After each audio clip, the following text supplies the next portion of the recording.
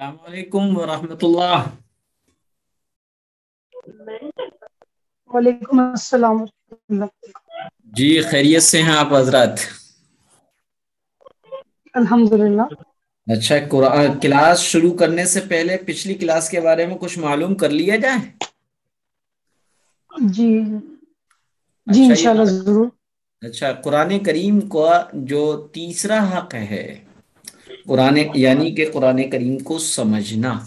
قرآن کریم کو سمجھنے کے لیے 3 شرائطیں ضروری ہیں، ان میں سے پہلی شرط آپ بتائیے کیا ہے؟ جی، عربی زبان کا آنا، ہوں عربی میں جو محاورے وغیرہ ہوتے ہیں ان کا صحیح طریقے سے سمجھ میں آ رہا اور ان کا مطلب سمجھ میں آنا، عربی زبان کا آنا۔ اس کی کوئی ایک مثال دیجئے، اگر کوئی شخص عربی زبان کے محاورات اور عربی زبان میں کوئی اچھی پکڑ نہ رکھتا ہو تو وہ کیسے مطلب کہ نقصان اٹھا سکتا ہے؟ آپ نے ایک حدیث کا حوالہ دے کر کے بتایا تھا، لیکن ہاں تو مثال اس وقت بتائیے، یاد نہیں۔ اسی کو پوچھنا مقصد ہے۔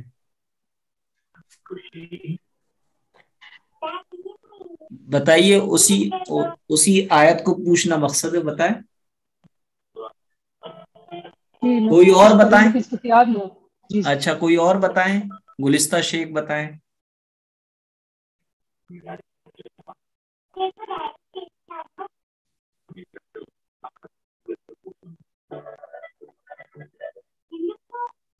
میں نے بتایا تھا کہ حضرت عدی بن حاتم رضی اللہ تعالی عنہ فرماتے ہیں، جب قرآن کریم کی یہ آیت اتری حتی یتبین لکم الخیط الابیض من الخیط الاسود من الفجر، کہ رمضان میں کھایا پیا کرو جب تک کہ سفید دھاگا سیاہ اور کالے دھاگے سے جدا نہ ہو، تو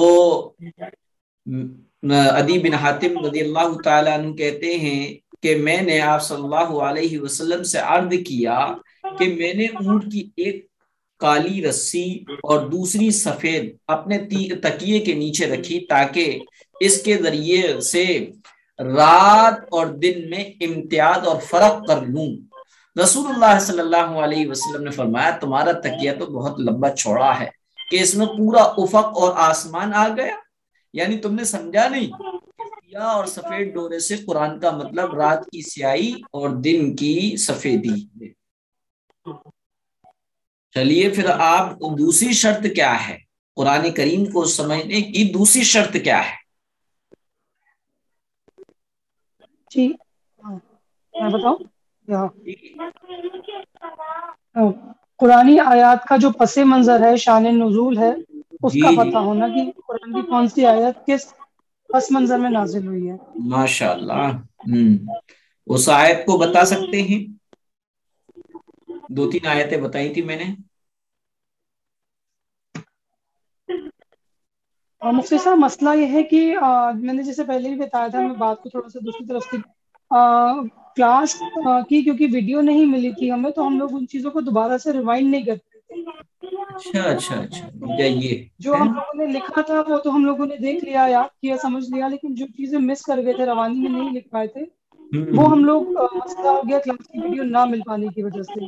چلیے تو آپ کی بھی بات صحیح ہے۔ اچھا یہ بتائیے، قرآن کریم پر عمل کرنے کا قرآن کریم کو پڑھنے اور سمجھنے کا اصل مقصد کیا ہے؟ جی پڑھنے اور سمجھنے کا اصل مقصد اس پر عمل کرنا ہی ہے، کیونکہ جب تک پڑھ کے صحیح طریقے سے سمجھیں گے نہیں تو اس پر عمل پیرا نہیں ہو سکتے، جو اس کا جی حق ہے اس طرح سے اس پر عمل نہیں کر سکتے۔ جی آج ہم آپ کو چلو کلاس شروع کرتے ہیں، اور آج حدیث کے سلسلے میں بات کریں گے کہ حدیث کیا ہے، حدیث کی تعریف، حدیث کی ڈیفینیشن، حدیث کسے کہتے ہیں۔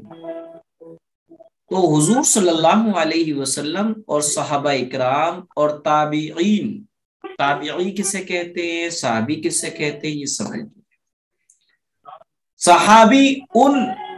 صحابی اس خوش نصیب ایمان والے مرد کو کہتے ہیں جنہوں نے رسول اللہ صلی اللہ علیہ وسلم کی صحبت ایمان کی حالت میں اختیار کی ہو اور ایمان پر ہی خاتمہ ہوا ہو تو اس کو صحابی کہتے ہیں.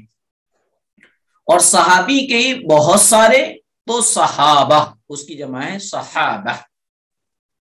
نبی پاک صلی اللہ علیہ وسلم پر ایمان لانے والے، آپ کی صحبت پانے والے خوش نصیب لوگوں کو صحابہ کہتے ہیں.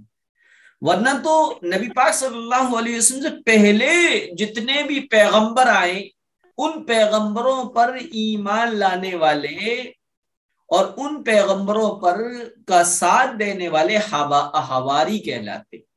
حواری.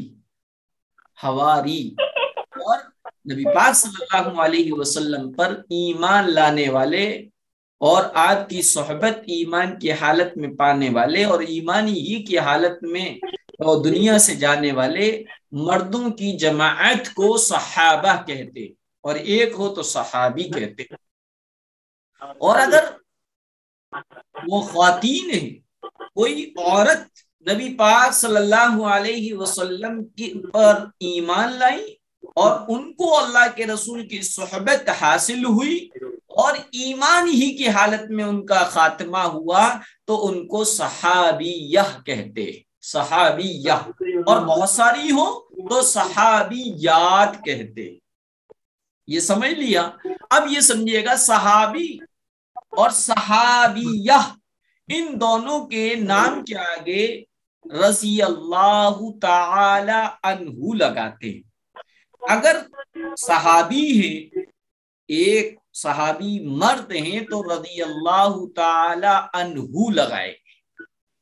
اور دو ہیں جیسے کہ ایک ہیں جیسے ابو بکر رضی اللہ تعالی عنہ، اور اگر دو ہیں مرد ہیں جیسے کہ عمر عثمان رضی اللہ تعالی عنہما لگائے. اور اگر تو بہت سارے ہیں جیسے کہ حضرت علی، حضرت عثمان، حضرت طلحہ، حضرت ابو عبیدہ، حضرت معاذ رضی اللہ تعالی عنہم لگائیں گے. اور اگر صحابیہ ایک صحابیہ ہیں جیسے فاطمہ رضی اللہ تعالی عنہا لگائیں گے. اور دو ہیں فاطمہ رقیہ رضی اللہ تعالی عنہما. اور اگر بہت ساری ہیں فاطمہ رقیہ زینب ام کلثوم رضی اللہ تعالی عنہن. یہ سمجھ میں آ گیا عنہن. اس باریک کو فرق کو اس لیے بتا رہا ہوں کہ بعض لوگ اچھے خاصے پڑھے لکھے ہوتے ہیں، وہ اس کا فرق کو نہیں جانتے. رضی اللہ تعالیٰ عنہ کہاں لگانا ہے، کہاں رضی اللہ تعالیٰ عنہا لگانا ہے، وہ جو منہ سے نکل جاتا ہے وہ لگا دیتے ہیں. جیسے کہ حضرت عائشہ رضی اللہ تعالیٰ عنہا کہیں گے، حضرت عمر رضی اللہ تعالیٰ عنہ کہیں گے کیونکہ مرد کے لیے عنہ ہے اور عورت کے لیے عنہا ہے. یہ آپ سمجھ گئے. تابعی کسے کہتے ہیں؟ تابعی ان ایمان والوں کو کہتے ہیں جنہوں نے صحابہ کو کا زمانہ پایا ہو اور صحابہ کو دیکھا ہو، انہیں تابعی کہتے ہیں. تابعی اسے کہتے ہیں جس نے تابعی کو دیکھا ہو، یعنی ان لوگوں کو دیکھا ہو جنہوں نے صحابہ کی جماعت کو دیکھا ہے. تابعی ایک تابعی، اور تابعی کو دیکھنے والا تابعی، اس کی جمع ہے تابعین. بہت سارے تابعین تابعین. اللہ کے رسول صلی اللہ علیہ وسلم اور پیغمبروں کے نام کے آگے علیہ السلام لگتا ہے. یوسف علیہ السلام، یعقوب علیہ السلام، زکریا علیہ السلام، یحییٰ علیہ السلام. یہ علیہ السلام انبیاء کے نام کے ساتھ خاص ہے. ڈکشنری کے اعتبار سے اس کے معنی آتے ہیں ان پر سلامتی ہو. علیہ، اعلی معنی پر کے آتے ہیں، ہی معنی ان پر سلامتی ہو. ڈکشنری کی میننگ کے اعتبار سے یہ کہیں بھی لگ سکتا ہے، لیکن چونکہ مشہور عوام میں یہ ہے کہ علیہ السلام جس کے نام کے آگے وہ سنتا ہے وہ آٹومیٹکلی خیال کر لیتا ہے کہ یہ تو پیغمبر ہوں گے، یہ نبی ہوں گے، یہ رسول ہوں گے. اس لیے بعض شیعہ حضرات حضرت حسین علیہ السلام، حضرت حسن علیہ السلام، علیہ السلام لگاتے ہیں تو وہ لگانا لغوی اعتبار سے صحیح ہے، لیکن عوام کے اندر ذہن میں ڈاؤٹ نہ ہو اس لیے علیہ السلام نہیں لگائیں گے، علیہ السلام صرف انبیاء کے ساتھ خاص۔ البتہ مریم علیہ السلام ان کے نام کے آگے لگتا ہے، لیکن جو ہے یہ نبی نہیں ہے۔ پھر کیوں لگاتے ہیں؟ کہ یہاں پر ان کی تعظیم کے لیے لگاتے ہیں کہ یہاں پر ڈاؤٹ نہیں ہو سکتا نبی سے، تو کہیں گے کہ ڈاؤٹ نہیں ہو سکتا کیونکہ کوئی تردد پیدا نہیں ہو سکتا، کیونکہ نبوت اور پیغمبری جو ہے مردوں میں دی گئی ہے، عورتوں میں کوئی نبی بنا کر نہیں بھیجا گیا۔ تو مریم علیہ السلام ان کے نام کے آگے لگتا ہے۔ تو لقمان علیہ السلام یہ ان کے بارے میں اختلاف، بعض لوگ کہتے ہیں کہ نہیں یہ نبی نہیں تھے، بعض کہتے ہیں کہ یہ کیا ہے نیک لوگوں میں ولیوں میں سے رہے ہیں۔ تو لقمان علیہ السلام ان پر بھی کیا ہے شبہ نہیں ہوتا۔ بہرحال علیہ السلام کا لفظ سمجھ گئے۔ اب آئیے رحمت اللہ علیہ، جو نبی نہ ہو، جو صحابی نہ ہو، بلکہ تابعی ہو یا تبع تابعی ہو یا ہمارے اپنے رشتہ دار ہی کیوں نہ ہو، جو دنیا سے جا چکے ہیں، ان کا جب ہم تذکرہ کریں تو رحمت اللہ علیہ لگا ہے۔ رحمت اللہ کے علیہ کے معنی ہے اللہ ان پر رحمت نازل فرمائے۔ مرد ہیں تو رحمت اللہ علیہ، اور عورت ہیں تو رحمت اللہ علیہا۔ جیسے ہمارے دادا رحمت اللہ علیہ یہ کیا کرتے تھے، ہماری دادی رحمت اللہ علیہا یہ کہا کرتی تھی۔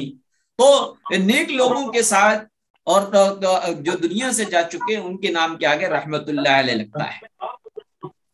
سمجھ میں آگے آپ کی؟ اسی طریقے سے جو لوگ زندہ ہیں اور ان کو ان کے بڑے ان کا نام لیتے ہیں تو سلمہ اور سلمہ لگاتے ہیں۔ مثلا سنا سلمہ، سلمہ کے معنی اللہ ان کو سلامت رکھے، سنا سلمہ، اور زاہد سلمہ، یہ میسکولائن کے لیے سلمہ۔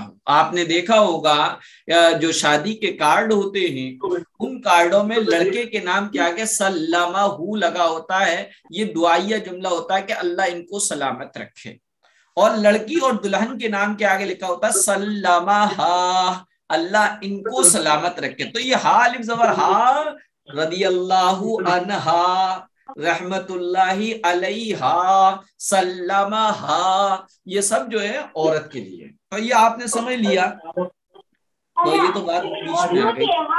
حدیث کی تعریف، حضور صلی اللہ علیہ وسلم، صحابہ اکرام رضی اللہ تعالی عنہم اور تابعین رحمت اللہ علیہم کے قول، یعنی قول کہتے ہیں بول کو،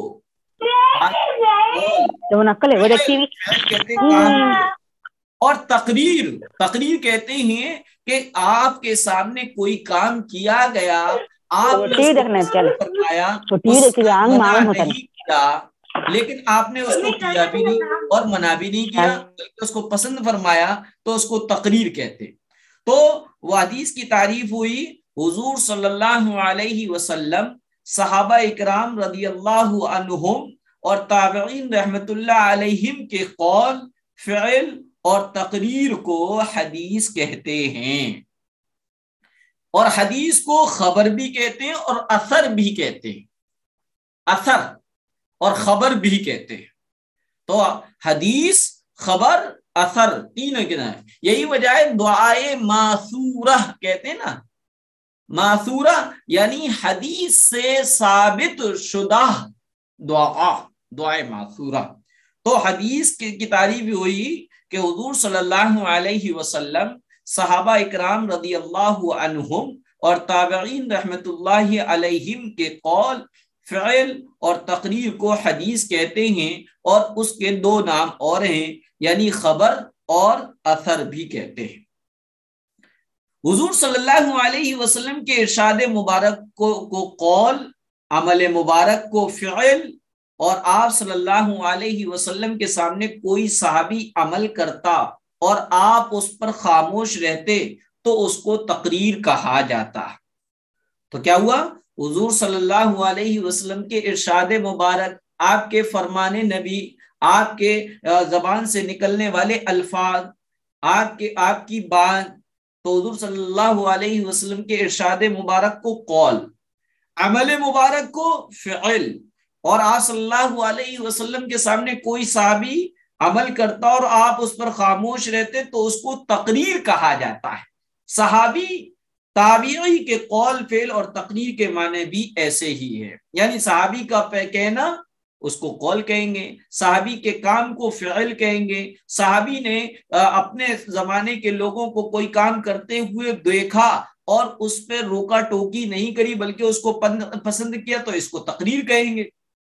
تابعی نے کوئی بات کہی، اس تابعی کی اس بات کو قول کہیں گے۔ تابعی نے کوئی کام کیا، اس کو فعل کہیں گے۔ تابعی کے سامنے تبع تابعین نے کوئی کام کیا، تابعی اس پہ خاموش رہے، انہوں نے کوئی روک ٹوک اور منع نہیں کیا تو اس کو تابعی کی تقریر کہیں گے۔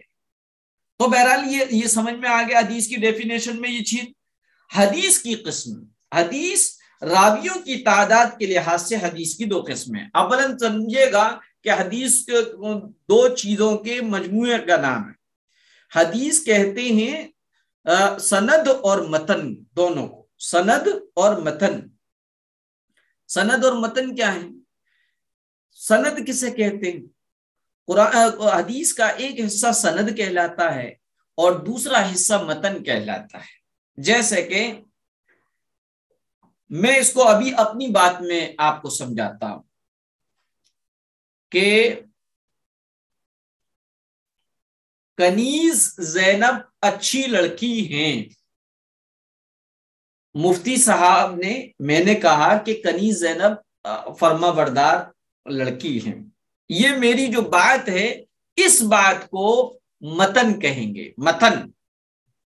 اور اس بات کو بیان کرنے والے جو ہیں، بیان کرنے والوں کا جو سلسلہ ہے اس سلسلے کو سند کہیں گے۔ جیسے کہ تسنیم فاطمہ نے یہ سنا، کس سے سنا؟ ثنا سے سنا، اور ثنا نے شاہین سے سنا، شاہین نے زاہدہ سے سنا، زاہدہ نے گلستہ سے سنا۔ پھر اب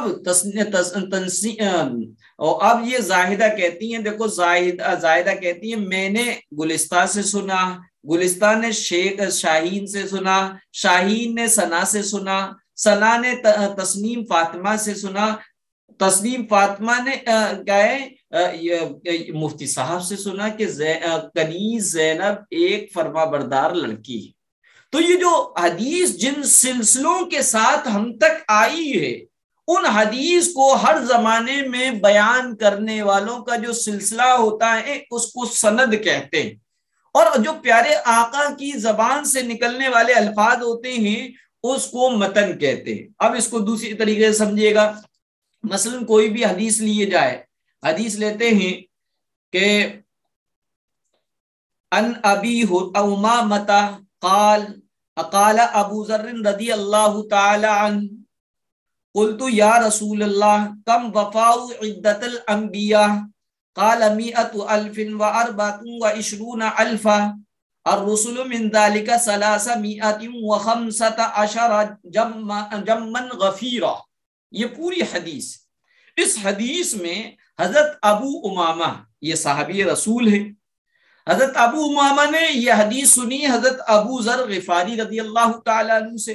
حضرت ابو ذر غفاری رضی اللہ تعالیٰ عنہ نے عرض کیا کہ میں نے اللہ کے رسول سے پوچھا کہ نبیوں کی کتنی تعداد ہے، کتنے نبی دنیا میں آئے؟ تو اللہ کے رسول صلی اللہ علیہ وسلم نے فرمایا 1,24,000 نبی آئے، اور ان میں سے رسول جو تھے وہ 315 رسول یا 315 ہی رسول تھے۔ تو بہرحال میں عرض کر رہا تھا کہ حدیث نام ہوتا ہے دو مجموعہ کا، ایک حدیث میں سند کہلاتا ہے، ایک متن کہلاتا ہے۔ البتہ ایسی کوئی بھی حدیث ذخیرہ حدیث میں نہیں ہے جس میں یہ دونوں قسمیں نہ ہو، حدیث بھی نہ ہو متن بھی نہ ہو، ایسی وہ حدیث ہی نہیں ہو سکتی۔ حدیث میں دو چیزیں ہوں گی، یا تو سند بھی ہو یا متن ہو۔ جیسے کہ آپ کو 40 حدیثیں یاد کرائی گئی تھی، یہ صرف یاد کو آسان بنانے کے لیے صرف آپ کو متن یاد کرایا گیا تھا. الغیبۃ اشد من الزنا، الدین یسر، الصوم جنہ، المؤمن لا یکذب، الصراط حق، العین حق، الصوم جنہ، نظفوا افناءکم، صوموا تصحوا.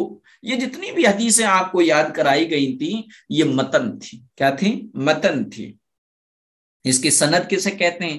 تو بتایا سند ان حدیث کو ہر زمانے میں روایت کرنے والوں کو کی جو تعداد ہوتی ہے، یا روایت کرنے والوں کے جو نام ہوتے ہیں، ان کے حال احوال ہوتے ہیں، وہ سند کہلاتی ہے. جہاں ہم حدیث کے مجموعے کو کبھی کبھی بعض کتابوں میں بلا سند کے پاتے ہیں، تو وہ حدیث بغیر سند کے نہیں ہوتی، بلکہ انہیں بعض علماء بلا سند کے نقل کر دیتے ہیں، جس کا مقصد یہ ہوتا ہے کہ کچھ ابتدائی درجے میں جو علم دین حاصل کرنے والے طالبہ و طالبات ہیں، یا چھوٹے بچے ہیں، یا عوام ہیں، ان کی آسانی کے لیے، شارٹ کٹ کے لیے احادیث یاد ہو جاتی ہیں، اس لیے وہاں پر صرف متن کو یاد کرایا جاتا ہے، سند کو ذکر نہیں کیا جاتا. اب جن کو ان احادیث، جس کو حدیث سندوں کے ساتھ یاد ہو، تو وہ یہ کہا جاتا ہے کہ یہ ان کو سند مع متن کے حدیث یاد ہے.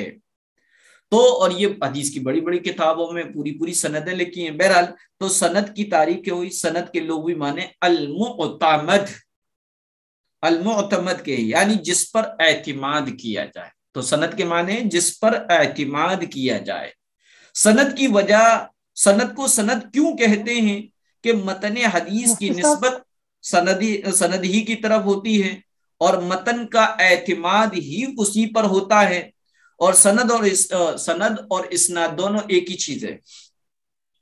اصطلاحی تعریف، یعنی سند کی اصطلاحی تعریف یہ ہے کہ لوگوں کا وہ سلسلہ جو متن حدیث تک پہنچانے والا ہوتا ہے. لوگوں کا وہ سلسلہ جو متن حدیث تک پہنچانے والا ہوتا ہے، وہ محدثین کے اصطلاح میں سند کہلاتا ہے. یہ سند کی تعریف ہو گئی، لغوی تعریف ہو گئی، ڈکشنری اور اصطلاحی تعریف ہو گئی. اب متن کے، متن کی تعریف. متن کے لغت میں معنی آتے ہیں، متن کے معنی آتے ہیں ایسی زمین کے جو سخت ہو، جو سخت ہو، ڈکشنری کے معنی. اصطلاحی تعریف کیا ہے؟ متن کی اصطلاحی تعریف یہ کہ متن وہ کلام جہاں سند کا سلسلہ ختم ہو جاتا ہے، جہاں سند کا سلسلہ ختم ہو جاتا ہے اسے متن کہتے ہیں.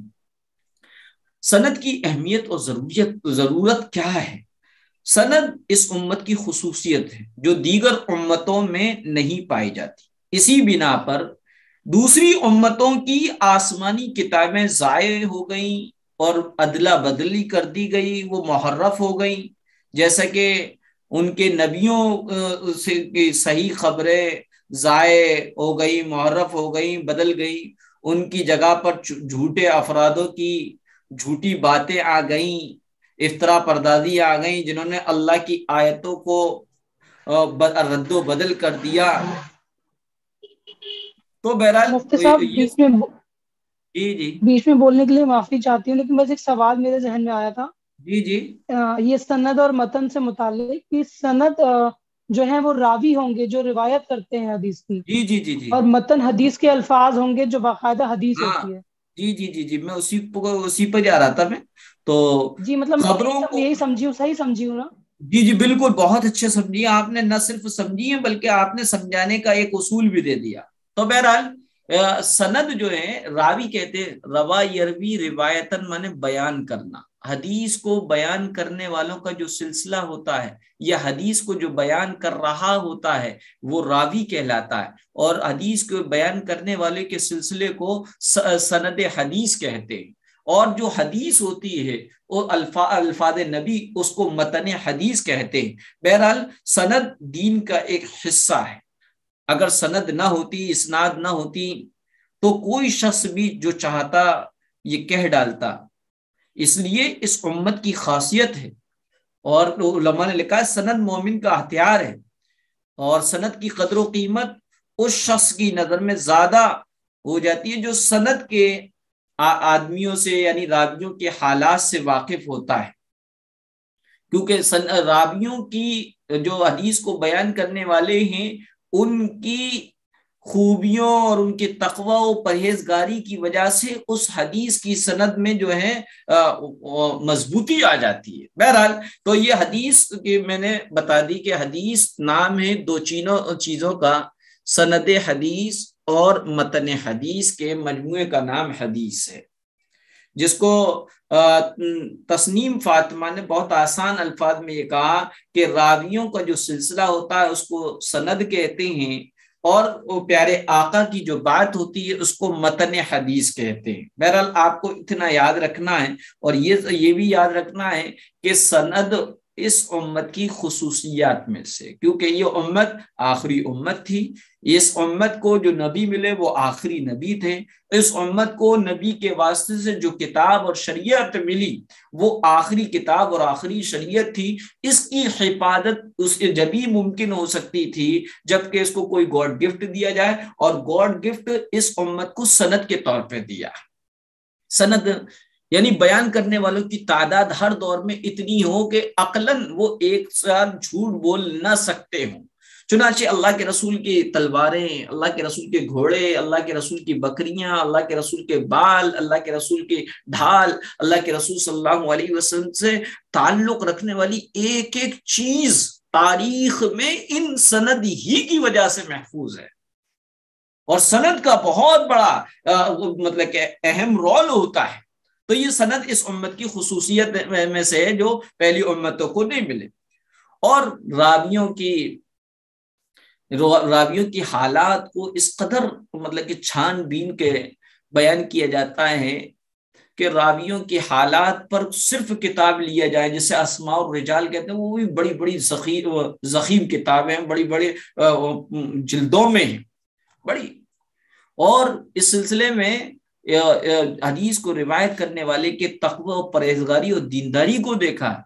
ایک بزرگ کے بارے میں آتا ہے کہ وہ ایک حدیث کے بارے میں پتہ چلا کہ ان کے پاس ایک حدیث ہے، یعنی انہوں نے فلاں آدمی سے وہ حدیث سلسلے کے ساتھ سنی تھی، ان کے پاس حدیث لینے گئے تو دیکھا کہ وہ اپنے بھیڑ کے بچے کو وہ بلا رہے ہیں مٹھی میں آہ آہ آہ کر کے، اور جب بھیڑ ان کے پاس آیا تو انہوں نے بھیڑ کو پکڑ لیا اور مٹھی میں کچھ بھی نہیں تھا، تو انہوں نے کہا کہ جب یہ بندہ ایک بے زبان جانور کو دھوکہ دے سکتا ہے تو یہ حدیث میں کس قدر گڑبڑی کر سکتا ہے، لہذا ان سے حدیث لے تو لی، لیکن ان کے اس عمل کی وجہ سے حدیث کو روایت کرنے والا چونکہ ان کی نظر میں صحیح نہیں تھا، اس لیے اس حدیث کو اس درجے میں نہیں رکھا جو بہت ہی مضبوط ہو۔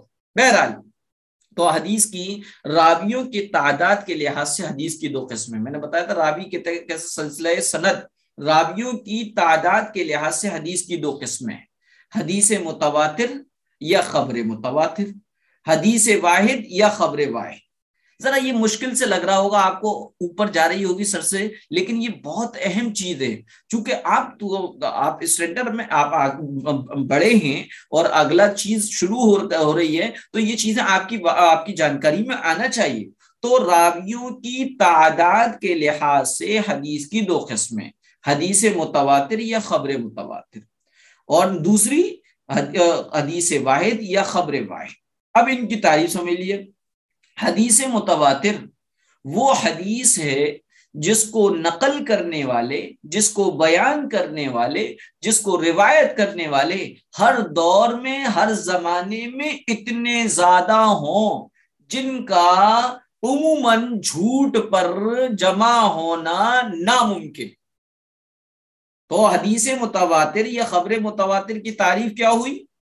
وہ حدیث ہے جس کو نقل کرنے والے، بیان کرنے والے، روایت کرنے والے ہر دور اور زمانے میں اتنے تعداد میں ہوں، اتنے زیادہ ہوں جن کا عموماً جھوٹ پر جمع ہونا ناممکن ہو، اس حدیث کو حدیث متواتر یا خبر متواتر کہتے ہیں۔ حدیث واحد وہ حدیث ہے جس کو نقل کرنے والے، جس کو بیان کرنے والے، جس کو روایت کرنے والے ہر دور میں یا کسی ایک دور میں حدیث متواتر کو نقل کرنے والوں سے کم ہوں۔ تو حدیث واحد کو روایت کرنے والے ہر دور میں یا کسی دور میں حدیث متواتر یا خبر متواتر کے روایت کرنے والوں کی تعداد سے کم ہو تو اس حدیث کو حدیث واحد یا خبر واحد کہتے ہیں۔ پھر حدیث واحد کی دو قسمیں، حدیث مقبول اور حدیث غیر مقبول۔ حدیث مقبول وہ حدیث ہے جو قابل قبول ہو، جس کو کیا ہے قبول کیا گیا ہو تو اسے حدیث مقبول کہتے ہیں۔ اور حدیث مقبول کی پھر تین قسمیں، حدیث صحیح، حدیث حسن اور حدیث مرسل۔ حدیث صحیح، حدیث حسن اور حدیث مرسل۔ زیادہ ہو جائے تو میں یہیں پر بس کروں یا آگے بھی چلوں، یا ان تینوں کی حدیث مقبول کی جو تین قسمیں اس کی ڈیفینیشن بتا دوں؟ مفتی صاحب تھوڑا سا دوہرا دیں گے آپ؟ اچھا دوہرا دیتا ہوں، یہ بہت اچھی بات کہی آپ نے۔ چلیے تو اس کو سمجھ لیجئے گا، حدیث وحی غیر مطلوب میں آتی ہے، یہ تو سمجھ میں آ گیا نا۔ اور وحی غیر مطلوب کسے کہتے ہیں؟ الفاظ نبی کے ہوں، معنی اور مفہوم اللہ کا ہو، اس کو وحی غیر مطلوب کہتے ہیں، جو نماز میں نہیں پڑھی جاتی، اور اس کو حدیث بھی کہتے ہیں۔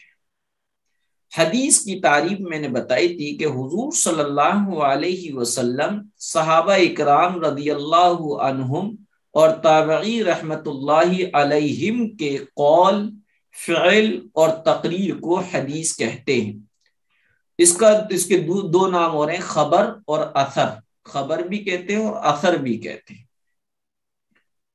تو حضور صلی اللہ علیہ وسلم کے ارشاد مبارک کو قول، عمل مبارک کو فعل، اور آپ صلی اللہ علیہ وسلم کے سامنے کوئی صحابی کوئی عمل کرتا ہو اور آپ اس پر خاموش رہتے تو اس کو تقریر کہا جاتا۔